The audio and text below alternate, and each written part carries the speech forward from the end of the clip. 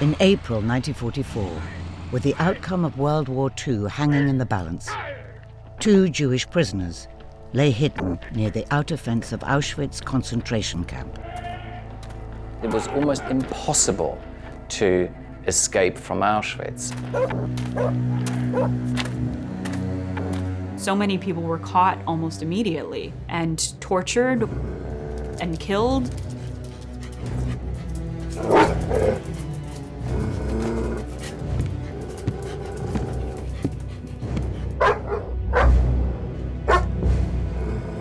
The dogs didn't sniff them out because they put tobacco soaked in petrol around the hiding place. They managed to stay there undetected for 3 days. On the 10th of April 1944, they abandoned their hiding place and cut through the fence. They had to be audacious. They had to be brave. They escaped in order to warn the world that Auschwitz was a killing mechanism. Their eyewitness account of the mass extermination of European Jews would lead to one of the greatest moral questions of the 20th century.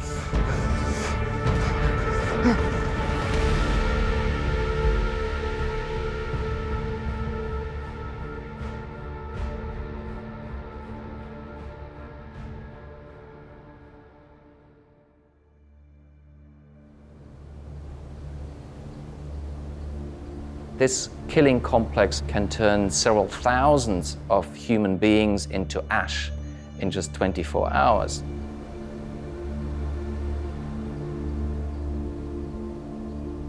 The failure to bomb Auschwitz, no one gave a damn. They didn't care. They didn't want to do it. Auschwitz should have had the most outrageous response while it was happening.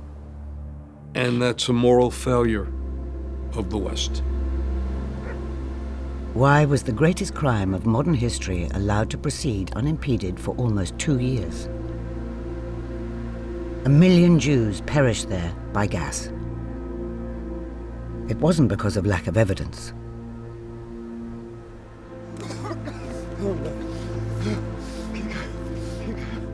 Rudolf Werber and Alfred Wetzler fled through Nazi-occupied Poland to the Slovakian town of Žilina, where they made contact with the Jewish underground. Slovakia is aligned with Nazi Germany, and it is the first country to voluntarily deport its Jews. Werber and Wetzler made it to a safe house. They were desperate to complete their mission, to let the world know what was happening to Jews in Poland.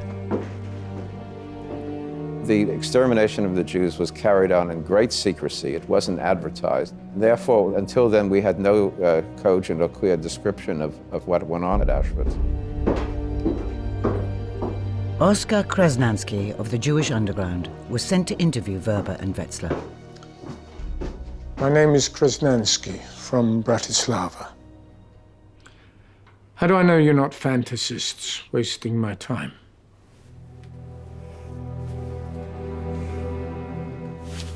44070. I asked him, why have you put this tattoo on your arm? And then he looked at me and he said, where did you think I have been? In a sanatorium? And that's when he told me that he has been to Auschwitz. Why are you tattooed on the arm and you on your chest? The chest tattoos were imprinted with huge brutality. Many people fainted. Is that why they started tattooing people on their arms? No.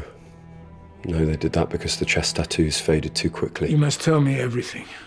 Every detail that you know about Auschwitz-Birkenau. Yes. Auschwitz is a killing center. Not here, not now. Separately. If you don't know who these men are, you want to interrogate them to make sure that they're not telling you a bullshit story.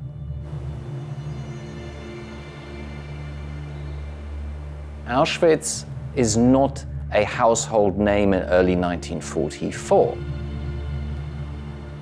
There's a lot of confusion over what is this place. And so at the beginning, people just knew that Jews were being taken to Nazi-occupied Poland. The Polish underground had managed to smuggle some information about the camp outside, but on the whole, this information is fragmentary and sometimes contradictory.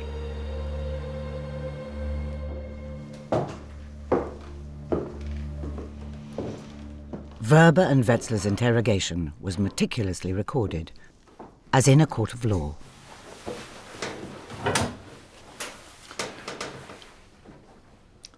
How did you escape? We kept to the forest, travelling only by night. How long? It took us 11 days. No, how long were you in Auschwitz? I arrived there on the 30th of June, 1942. We've heard rumours that there is gas, that Jews are killed there by gas machines and by mass electrocution. When you look at the way he did it, the professionalism, it reflects that this was someone who knew the information he was getting was potentially a game changer. The interview was done with the idea of we might bring legal charges, and we are going to get nothing but the facts. The perimeter wire is electrified. But there are gas installations, gas chambers. Go on. 4 gas chambers with crematoria for burning. The first crematorium opened in March 1943, when prominent guests from Berlin arrived to see the new installation. That day they were able to witness 8,000 Jews from Krakow gassed and burned. They were very pleased with that result. How do you know all this? I worked as a registrar in the Birkenau section of the camp.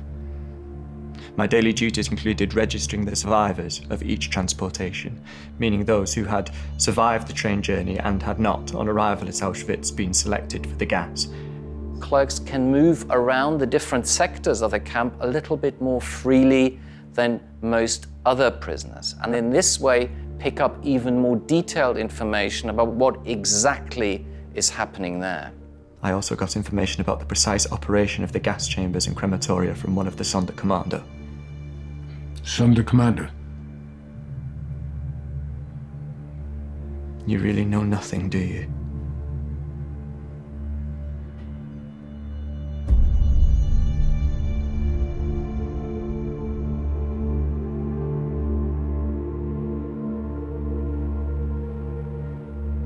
The prisoners in Auschwitz-Birkenau who knew best what happened at the gas chambers and the crematoria were the members of the so-called Sonderkommando. These were prisoners who were forced by the SS to assist in the killing and cremation at the crematoria itself.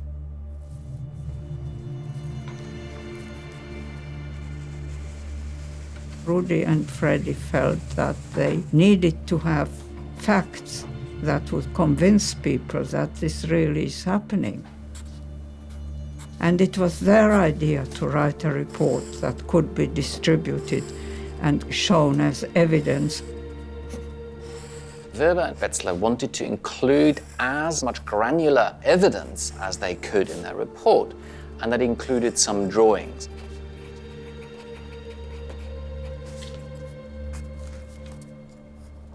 Auschwitz is a massive place, and it builds up over time and in different ways. So the first camp is Auschwitz I, which opens in 1940. Later, they add Birkenau, a few miles away, which is where the gas chambers and the crematorium are located. This is an approximate sketch of the dark heart of Auschwitz main camp and Birkenau. This is one of the gas chambers and crematoria that the SS constructed in Birkenau. It's striking how much Werber and Wetzler got right about the layout of the camp, the mechanics of mass extermination, and even down to the names of individual prisoners.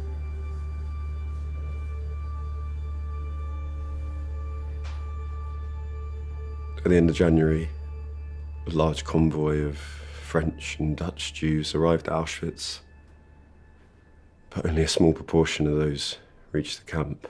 What happened to the rest of them? They went straight from the trains to the gas chambers. Did you see these selections yourself? Yes. I belonged to a work command that took me to a place called the Ramp, which is where the trains came in. Sometimes 1 a day, sometimes 5, sometimes through the night. My job was to deal with the personal property of those Jews who'd been selected for the gas and to collect any dead bodies from the cattle cars.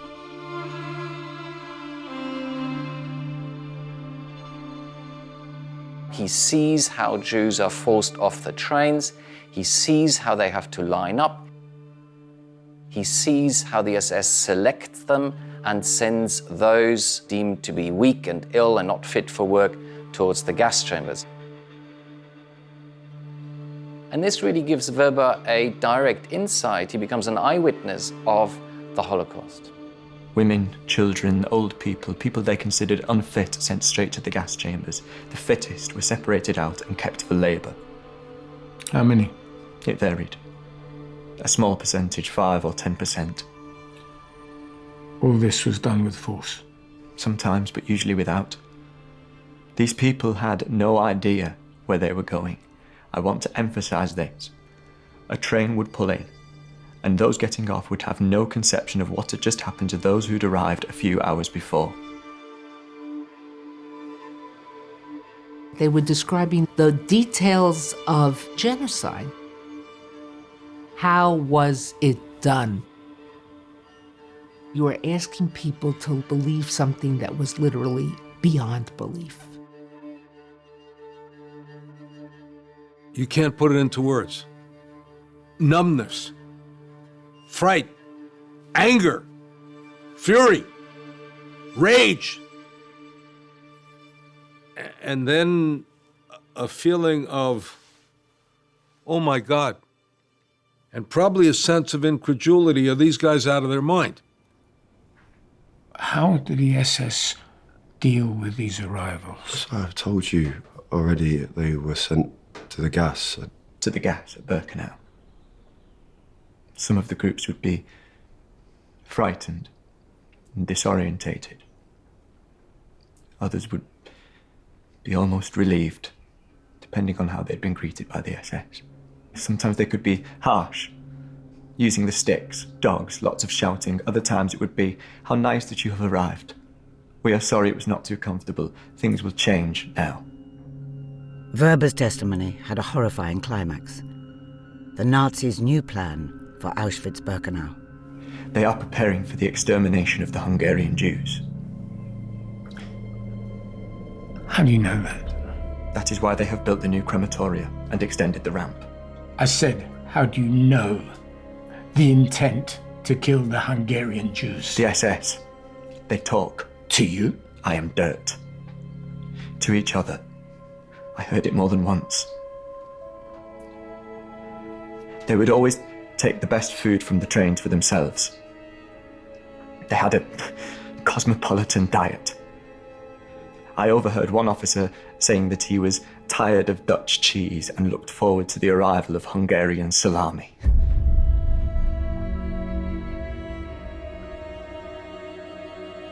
Are you certain you heard this? I have to ask, are you certain? I heard it more than once. It is why I knew I had to escape. To warn people of what is to come. Auschwitz becomes the center of the Holocaust, and the catalyst for that is the German invasion of Hungary in March 1944. Hungary had the largest, mostly intact Jewish community in Europe. And the persecution starts almost immediately. On April 27th, 1944, Weber's warning comes true. The first 4,000 Jews were sent by train from Hungary to Auschwitz. It was a dress rehearsal for the planned annihilation of all 800,000. I would argue that the Nazis are losing the war, and therefore they're trying to win the genocide. The crime that was being committed was so horrific, so unique, so outrageous, so evil, so awful, The Nazis kept their extermination program a closely guarded secret to avoid resistance and disruption on the trains. But it was no longer secret. Werber and Wetzler's harrowing testimony was turned into a detailed report, the Auschwitz Protocol. The Auschwitz Protocol is very scientific. There isn't a lot of emotion, and I think that was a deliberate choice on the part of the escapees. They weren't going to express their horror. The horror is there.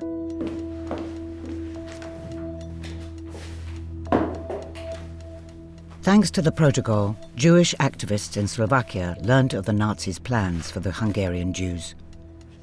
So the duty to act was theirs. Everybody who worked as a courier had to be prepared to lose their own life. They would have been tortured to reveal where they'd gotten it. The last thing in the world Germany wanted to happen was that this information got out.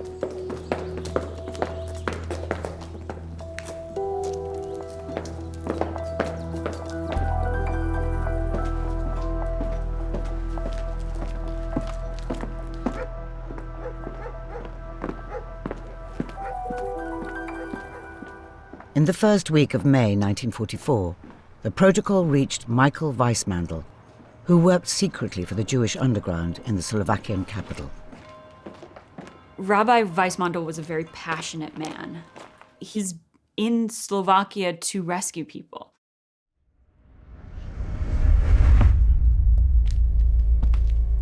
His sole goal is to take care of his community. And he does it with whatever means he possibly can.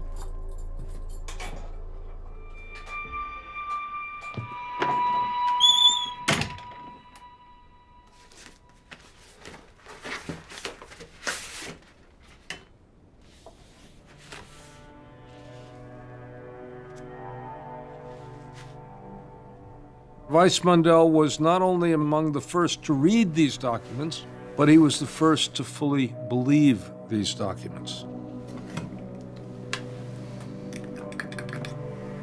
The protocol had a devastating effect on Weissmandl. He had witnessed deportations. He now realized the full horror that awaited those who had gone. Getting the information was one part of the task. Disseminating the information was the other. It had to be done with great secrecy. Weissmandl is sending this report everywhere he can think of. He's trying to get it to the Jewish Agency in Jerusalem. He's trying to get it to London, hopefully to the United States. He's sending them all in the hopes that one cry in the darkness will be heard.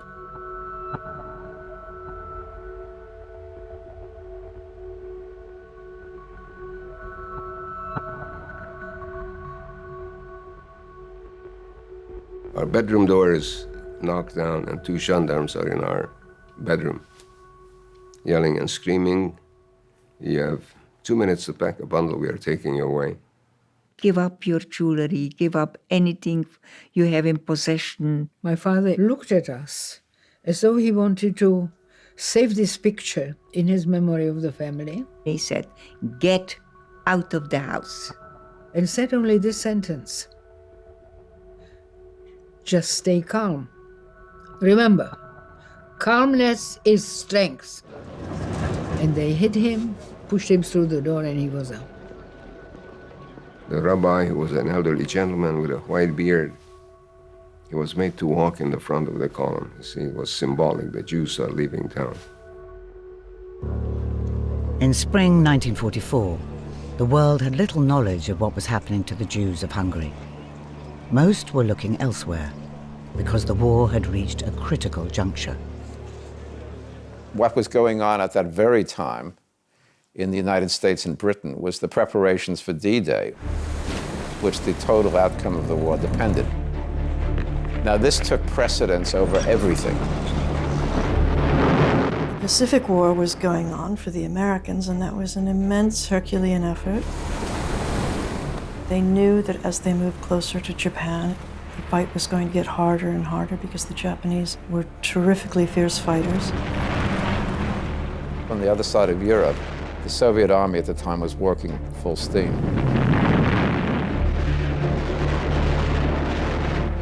Stalin basically destroyed the entire German army in some of the greatest battles of modern history. While the Allies were focused on the battlefront, the protocol gained momentum. Weissmandel's transmission reached Roswell McClelland at the War Refugee Board in neutral Switzerland.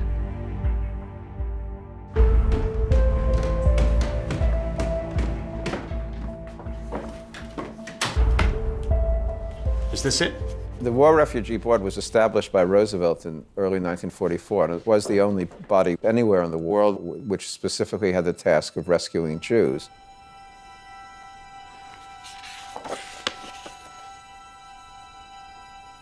They were selected for gassing. It gives the impression of the antechamber of a bathing establishment. It holds 2,000 people. From there, a door and a few steps lead down into the very long and narrow gas chamber. Roswell McClelland had a very personal reaction because he had gone to southern France working with Jews in internment camps in 1942, and he knows intimately who these people are. He had watched them go to Auschwitz, and now he's reading about what happened to them. When Rabbi Weissmandel sent the protocol, he added a dramatic postscript. It was an appeal for help, but also a rebuke for those who might refuse. And you, our brothers in all the free lands, what are you doing about the extermination which swallows 10,000 every day? For God's sake, do something now and quickly. He turned the question of what to do about the death camp into one of the great moral issues of the 20th century. He demanded that the Allied air forces bomb Auschwitz. He was the first to do so. His call to bomb Auschwitz was essentially a call of desperation and a call of despair. When people first hear about the request of bombing of Auschwitz, it's quite remarkable because they're demanding that they bomb a camp where their own people are being held prisoner. It seemed very strange. Let's set the whole goddamn thing aflame. Let's destroy the entire thing. Then we have accomplished something, and we've done something enormously significant. The clock was ticking. McClelland sent a summary of the protocol to Washington. Switzerland is completely surrounded by Nazi territory. You can't have a courier go in and out. So Roswell McClelland sends a cable and said, as soon as I can, you'll get the whole thing. Since early summer 1942, at least 1.5 million Jews have been killed. There is evidence that from January 1944, preparations were being made to receive and exterminate Hungarian Jews in these camps.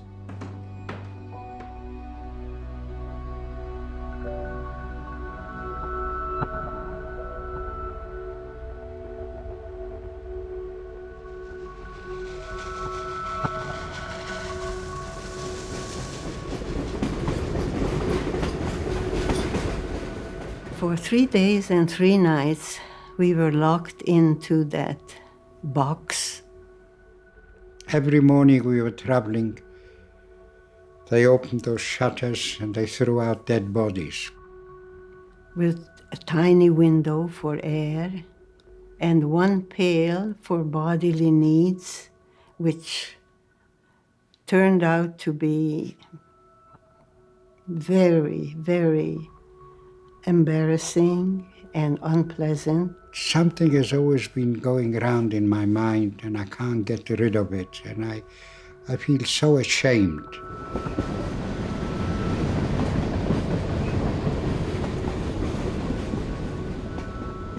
Tell me, how can a 14-year-old child hope people should die so he'll have room where to sit down?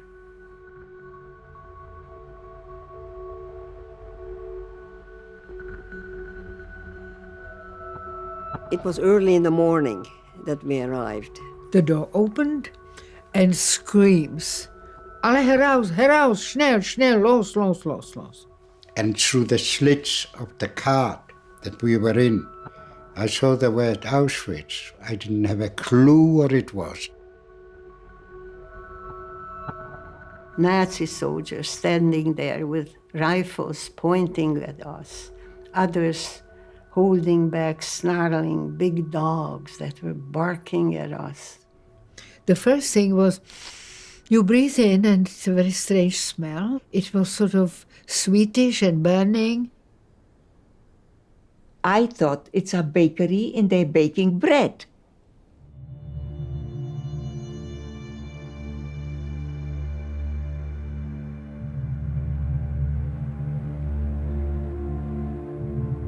And as I noticed that to the left went people older and with glasses and children and women. My mother, my two little brothers, and my baby in my mother's arm, my grandfather, grandmother, and my aunt. My mother went to the left. With a flick of his hand to the left, they were walked off. We didn't even have time to say goodbye.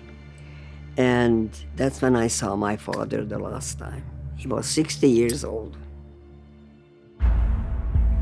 Roswell McClellan's cable, containing the summary of the Auschwitz Protocol and the plea to bomb the camp, traveled from Switzerland to the headquarters of the War Refugee Board in Washington.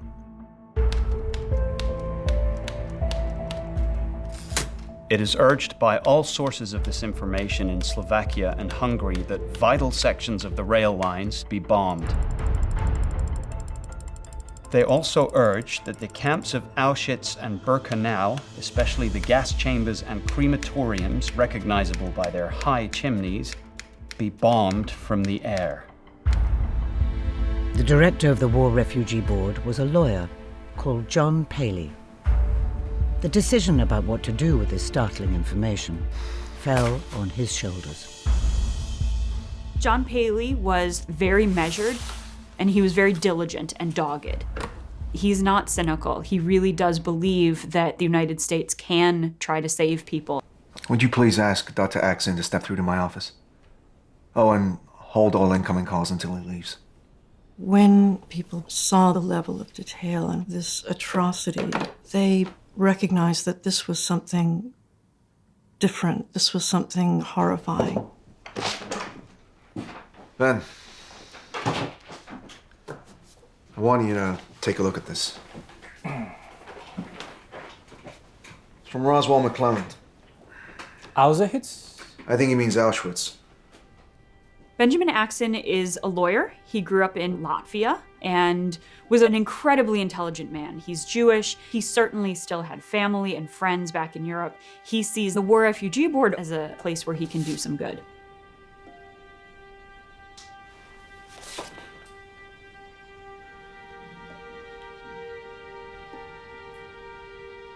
This is... It's inconceivable, incredible, unbelievable. 125,000 a month? You can go straight to the president with this. What's so funny? It doesn't work that way, Ben. There are procedures. There are rules. There are no rules for this, surely. If it's true, you have to be sure, that's all. It's very easy for us these days to close our eyes and imagine Auschwitz. We've seen photos, many of us may have even visited Auschwitz. And so it's really hard to reconstruct how chaotic information about Auschwitz was. There are eyewitnesses, 2 of them. It is unusual, I grant. It's unprecedented, John. And Roswell McClellan seems to think it's true. That's quite something, isn't it? It is. But take a look at this. It came in with the cable. It's a list of suggestions made by Jewish groups from Slovakia and Switzerland, fielded by Roswell.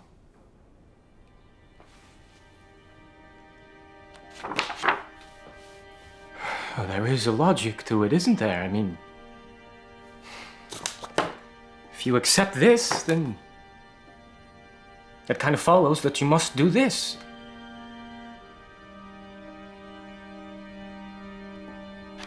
And my first thought is they're right. We should bomb. Send them some airmail. I don't think the response, let's bomb this place, can we react to this atrocity, was at all unusual. I think all of us would have liked to have thought that's exactly the response we would have. This thing, John, it speaks of industrial slaughter. For a lot of people, it was the protocol that changed their mind. That in order to stop this mass killing, you had to take out the instrument of killing. And the only way to take out the instrument of killing was to bomb the camp. You see, I don't recall ever reading about or hearing about a proposal like this one. And I'm talking about in any war. To bomb friendly civilians? Civilians we're committed to rescuing? And that's a moral leap into... I don't know what it is.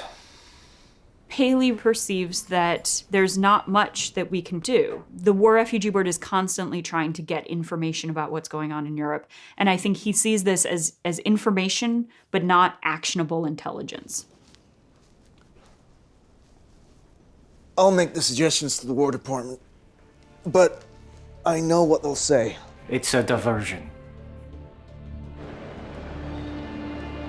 On June 24th, 1944, Paley passed the recommendations to bomb up the chain of command to John McCloy, the Assistant Secretary of War. But McCloy is not inclined to divert resources from the war because the war was at such a critical moment at that point in time.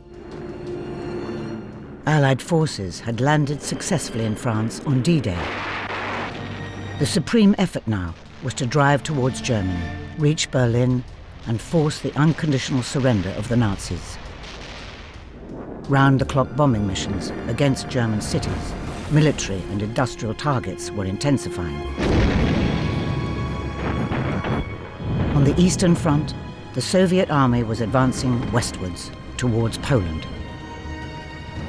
The focus is on winning the war. We can't be diverted by Auschwitz. No one really grasps that this was part of an effort to wipe out an entire people from one end of Europe to the other and beyond.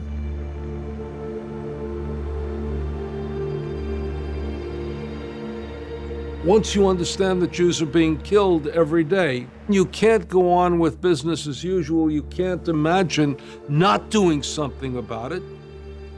You can't say, we shall win the war and then we'll worry about the refugees. This is the period in the whole history of Auschwitz where the killing reaches its frenzied climax. Never before have so many Jews been killed so quickly in Auschwitz-Birkenau as in the period between May and July 1944. 437,402 Jews were shipped primarily to Birkenau on 147 trains. 147 trains during 54 days meant an average of 2.7 trains a day, an average of 2,975 Jews per train.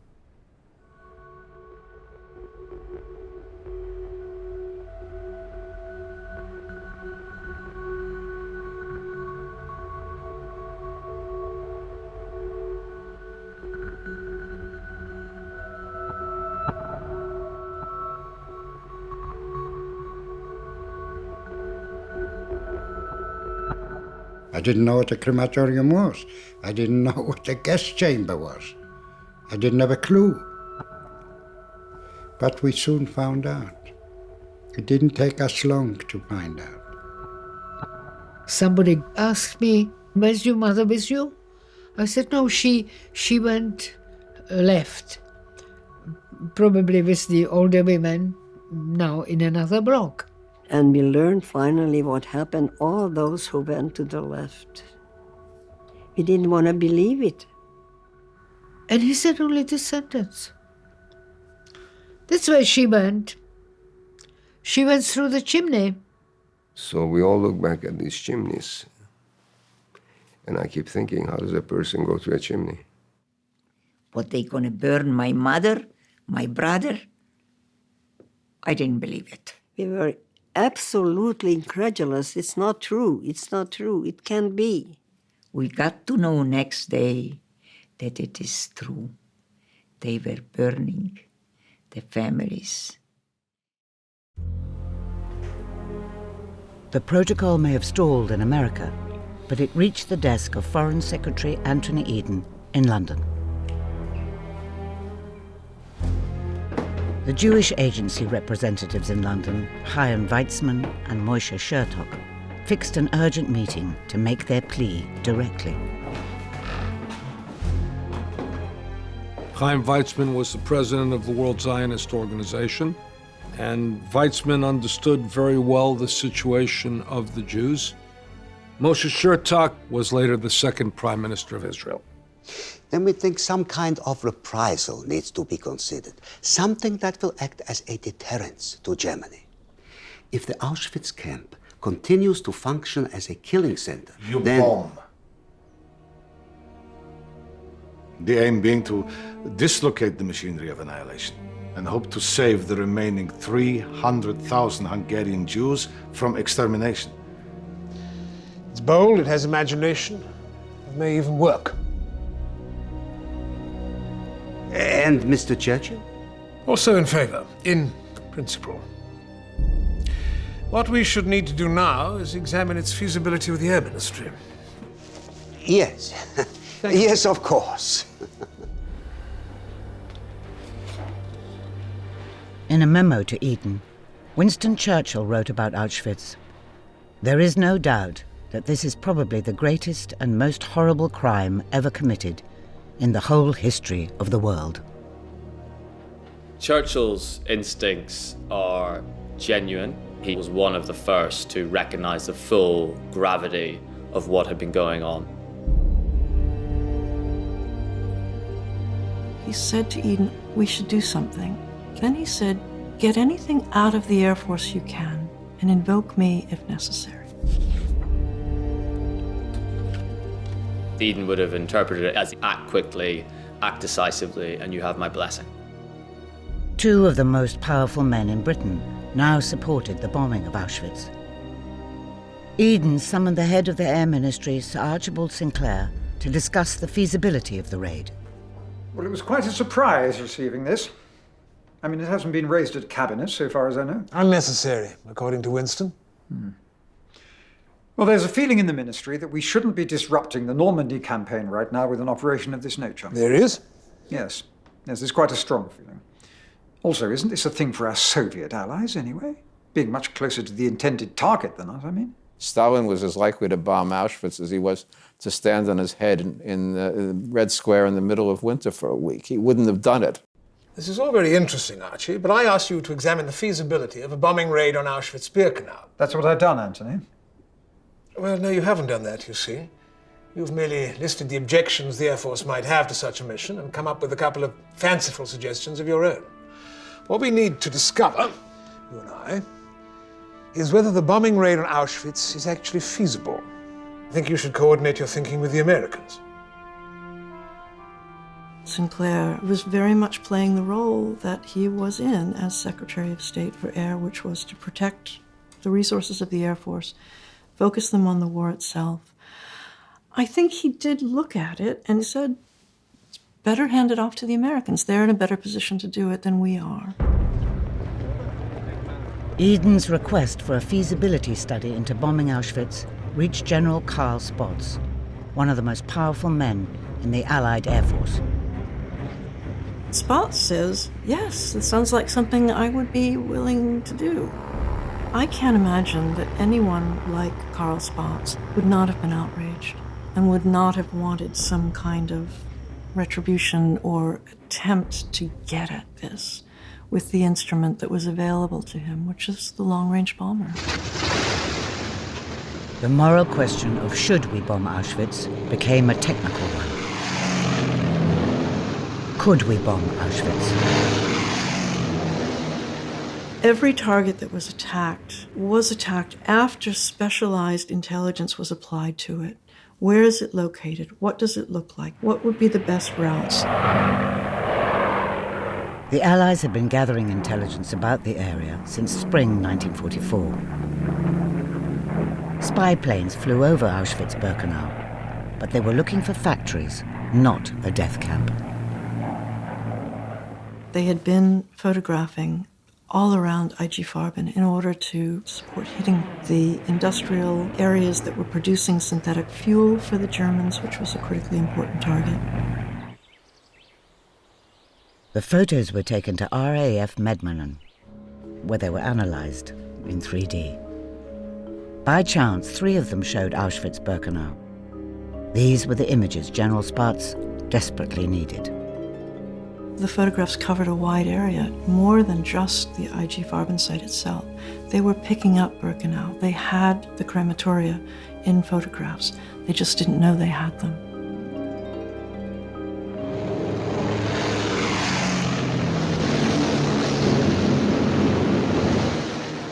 By August 1944, the tide of war was turning. The Allies finally had supremacy in the air. American bombers were attacking targets deep in Eastern Europe, including Poland. They were flying to many targets right in the vicinity of Auschwitz. So these airplanes were, in fact, within range of attacking the crematoria at Birkenau. One must remember that the idea of bombing Auschwitz is to destroy the gas chambers without killing the people. Now, this is extremely difficult. The gas chambers at Auschwitz were the size of a tennis court. There was nothing even remotely like precision bombing in the Second World War. The American B-17s flew over 30,000 feet at 300 miles an hour. And the bombs they had then were extraordinarily primitive. If one bomb was going to hit each of the crematoria, you would need to send roughly 220 bombers, each of them dropping 10 bombs each, to have a high chance of one bomb landing on that building. It's very hard. It's very hard to do this. The word they used is bombs away.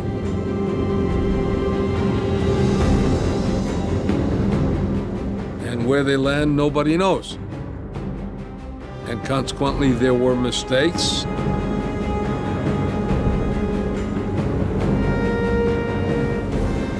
All the options were bad options in a way, because even a small miss could have killed a lot of people. Despite the risks, General Spaatz was ready to carry out the raid. He needed the aerial photographs, but they'd been overlooked. No one realized they showed the death camp. Meanwhile, pressure to act came from a new source. Rumors about Auschwitz were stoking public outrage. Rabbi Stephen Wise, the head of the World Jewish Congress, organizes a rally in Madison Square Park in New York City on July 31st, 1944. And about 40,000 Americans attend this rally. It's a call for the bombing of Auschwitz, and I think it's a striking commentary on the level of public knowledge and the level of public concern. Trains to Auschwitz continued relentlessly. Thanks to the protocol, Jewish leaders now knew the fate of the deportees. They demanded a meeting with John Paley at the War Refugee Board. Mr. Kubowicki. Leon Kubowicki of the World Jewish Congress and Bezalel Sherman of the Jewish Labor Committee had very different views on the bombing of Auschwitz. You're torn. Of course you are. They were divided and they were fearful. One fear that they had was they didn't want to turn the war into a Jewish war because the future of the world was at stake. We are faced, it seems, with a monstrous determination from Nazi Germany to pursue this criminal murder of the Jews of Europe to its bitter end. Hence the call to bomb these installations ourselves. The War Refugee Board fully appreciates the motives behind the idea. We know it wasn't suggested lightly. But the fact is, that the War Department still believes that such a bombing mission can be achieved only with considerable diversion of resources. Then divert. I'm sorry, Mr. Sherman. Divert. We've read the testimony of these two men who escaped from the Auschwitz camp, the things they saw. We've been given corroborative evidence too. As have we. So we all know. A picture is forming of something off the human scale. Isn't that so? The Germans have created a factory in Poland whose sole purpose is the eradication by gas of an entire race of people. I say divert. All right. Let's just say for a minute that the United States or Great Britain bombs this place. Can we know how many Jews will be killed by our bombs? That's right, Mr. Sherman. Hell, if we miss the gas chambers, we destroy 30,000 prisoners instead. Wouldn't that give the Nazis a great alibi? I can hear it now. The Western Allies hate the Jews more than we do. The Germans took anything they could grasp for propaganda purposes. So there would have been a struggle over the narrative of who was being more brutal. I believe in harrowing. I believe in saving those actually living. I don't understand what follows from that. You cannot kill the innocent in order to prevent a catastrophe. There was a genuine debate that went on. There were very good people who were directly affected by the Holocaust, who had lost members of their family, who weren't sure that the bombing was a good thing. Thank you. Mr. Sherman. All the excuses for not bombing Auschwitz omit the most compelling reason for bombing Auschwitz. It would have been recognition that what was happening there was totally evil and unacceptable to the world itself. We keep repeating the line that bombing Auschwitz would constitute a diversion, but how do we know that? Pele might have said to himself, he may be right, and now the ball's in my court. And that's an awesome responsibility. I would bomb this infernal place, you know I would. And the railroads too. That's what my gut is telling me also. But we know it's not about the gut, is it? It's about what the War Department wants. Then bypass them. Go tell the president. Acquaint Roosevelt with the facts, and he'll act. There is no evidence that Roosevelt has ever approached about the question of whether the United States should bomb Auschwitz. FDR was not well to begin with. He was fighting polio. He was very subject to the flu. He had congestive heart failure. He didn't stop working, but he had to kind of come out of the public eye for periods. At the same time, Churchill's support for the plan was going cold. Chaim Weizmann of the Jewish Agency was informed by the British Foreign Office that technical difficulties prevented the bombing. One official dismissed the idea as fantastic and concluded it should be dropped. Another complained that a disproportionate amount of time is wasted dealing with these wailing Jews.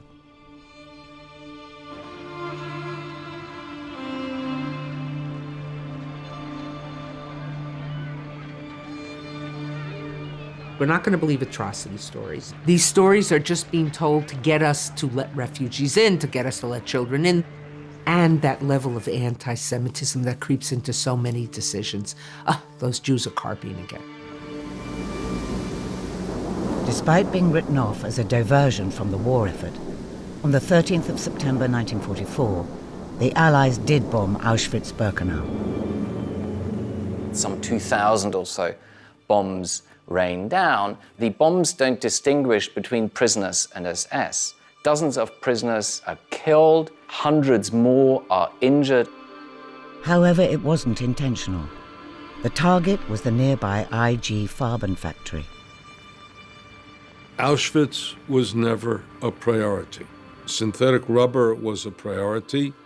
Synthetic gas and oil was a priority. IG Farben was a priority.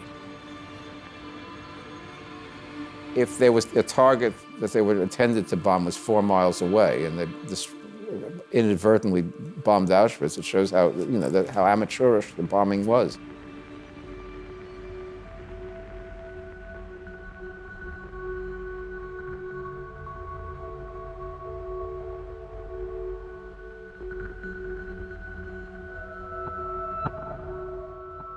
All of a sudden, the air is full of noise. I'm sure that some people were hoping they're going to bomb us, or at least the gas chambers, but I can't say I did. We didn't care. We were hoping that they should bomb the place. And I said, my God, finally they arrived. And I said, keep bombing the hell out of this place, no matter what happens. In April 1944, Werber and Wetzler had escaped from Auschwitz to warn the world about the extermination of the European Jews. By September, still nothing had been done. The American army reaches the border of Switzerland at the end of September, freeing for the first time all of the people inside Switzerland who can now send messages to the wider world. John Paley at the War Refugee Board finally received the full protocol in early November. What he read shocked him to the core. This version of the protocol is much longer. It reads more like a testimony. This is what Auschwitz is. It is a place where horrific things are happening. The difference when the full report is released is stunning. It's undeniable. You can put them side by side and you see a striking difference. Gassing took place as follows. The unfortunate victims were brought into the hall, where they were asked to undress. Each person receives a towel and a small piece of soap issued to them by two men clad in white coats. They are then crowded into the gas chambers in such numbers that there is only standing room. When they were all inside, they closed this heavy door, and there was a short pause.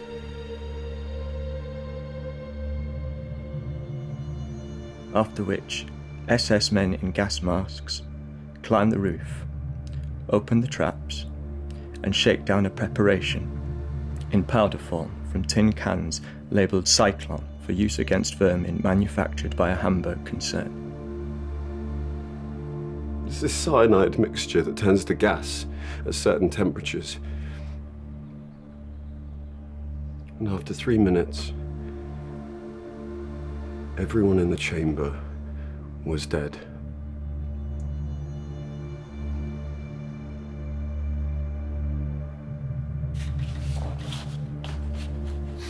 When Paley saw the entire report, his conscience could no longer allow him to be tentative or to sit quietly.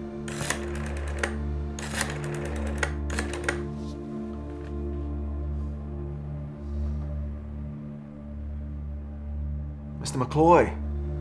Good morning, sir. John Paley here. I have something I think you must see. It's a report from Auschwitz. His reaction was, it's worse than I thought. I thought it was extraordinarily evil. This is, by a magnitude, even more than that. He goes back to John McCloy. He sends him a copy of the protocols with a cover note that says, I am now convinced that we need to use direct bombing action to destroy the gas chambers and crematorium in Auschwitz-Birkenau. Paley was told conclusively by Assistant Secretary of War John McCloy that bombing Auschwitz was not feasible from a military standpoint. He says there is considerable opinion to the effect that such an action, even if practicable, might provoke a more vindictive response on the part of the Germans. What's more vindictive than Auschwitz? The officials who made the decision that this shouldn't be done, they weren't concerned about the people in the camp. From everything we know, the vast majority of them just sloughed it off. Paley couldn't force the War Department to act, so instead he leaked the full version of the protocol to newspapers with a covering letter. So revolting and diabolical are the German atrocities that the minds of civilized people find it difficult to believe they've actually taken place. Pele understood his responsibilities, and that was his greatness. I regarded John Pele as one of the great American heroes. And he said, we did too little and we did too late. Pele knew what he was doing, and he played the media card very, very well. It got a great deal of attention. It was all over the newspapers. This is front page news nationwide. The Washington Post publishes an editorial entitled Genocide. It's the first time that word appears in a national newspaper. The day that this information is released to the American people, the Nazis destroy the gas chambers. It was an attempt to destroy the evidence, but it didn't work. 2 months later, on the 27th of January 1945, Auschwitz was liberated by the Red Army. The Soviet soldiers who entered Auschwitz were moved and shaken by what they saw. They understood that they had come across something unique, that they had seen something horrific beyond the imagination. I wish the British or the Americans had pushed for this target to have been bombed as a statement of principle, as a statement to the Nazis that this is atrocious, and we as the human species will not stand for it. It's one of the most emotive things that's ever happened in modern history. You could say this is a great failure, but one has to understand that they're fighting a world war, and the fate of the surviving Jews of Europe largely depended on liberating Nazi-occupied Europe and destroying the Nazi regime. I would advocate bombing as a statement of profound moral outrage. But do I think it would have solved the problem? No. And I think the critics who say that it would have haven't read the history well.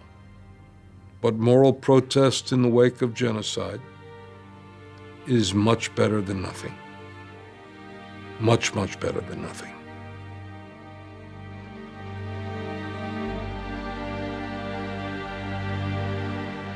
I think it's important when people are being subjected to genocide for the world to say, we do give a damn, because you don't know where it's going to happen next. We came to the position that we had to recommend this and that it should be done, and not only should the rail lines be bombed, but the crematoria should be bombed too. It's tragic that we didn't take this position in the first place, but that is the fact.